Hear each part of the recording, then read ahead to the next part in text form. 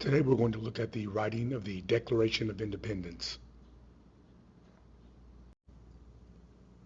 After the Boston Tea Party resulted in Britain passing the Coercive or Intolerable Acts in 1774, tension between the colonists and the British were at an all-time high. Now, if you remember, the Boston Tea Party was a protest over the tea tax in which the Sons of Liberty dumped over 300 crates of tea into the Boston harbor.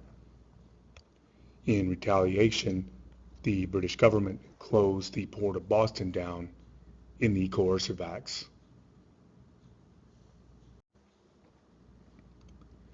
In March of 1775, Patrick Henry delivered a speech to the Virginia House of Burgesses. He ended it by exclaiming, "Is life so dear or peace so sweet as to be purchased at the price of chains and slavery? I know not what course others may take, but as for me, give me liberty or give me death." And here is an artist's rendition of Patrick Henry's speech to the Virginia House of Burgesses. In April of 1775, the American Revolution began with the battles of Lexington and Concord. This picture you see is a picture of the Battle of Lexington. Here's the British Redcoats, and here's the Minutemen. And remember, Lexington was the battle that started the American Revolution. In May of 1775, the Second Continental Congress met in Philadelphia.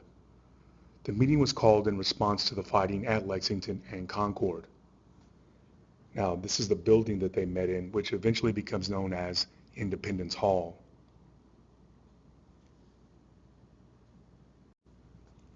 In June of 1775, the Second Continental Congress made George Washington the commander of the Continental Army.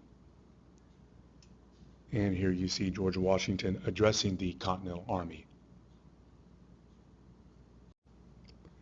In July of 1775, the Congress sent King George III the Olive Branch Petition.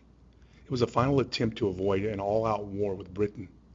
It stated the colonists were loyal to Britain and asked the king to avoid more conflict.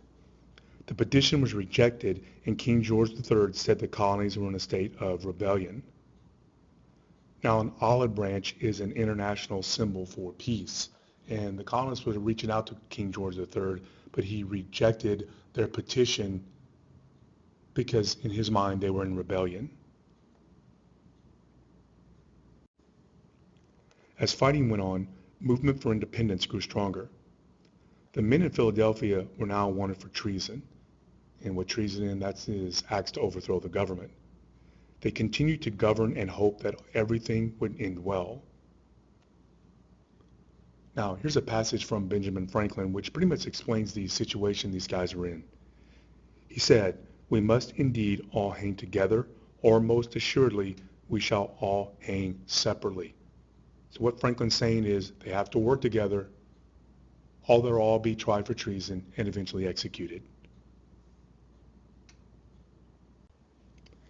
In January of 1776, Thomas Paine wrote Common Sense. This pamphlet gave in simple terms reasons to fight for independence. Paine said that the colonies had little to gain from remaining part of Britain. Now here's a later quote from Thomas Paine about Common Sense.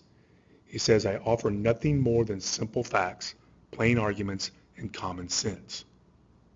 So what Paine did, he just gave to the American people common, logical reasons for independence. In June of 1776, the Second Continental Congress appointed a committee to write a formal statement to declare independence. Thomas Jefferson was selected to write the document. His job was to explain why the colonies were separating from Britain. And here's a picture of Thomas Jefferson, the writer of the Declaration of Independence. The Declaration of Independence was approved on July 4th, 1776. Now here you see a famous painting of the signing of the Declaration of Independence at Independence Hall in Philadelphia, Pennsylvania.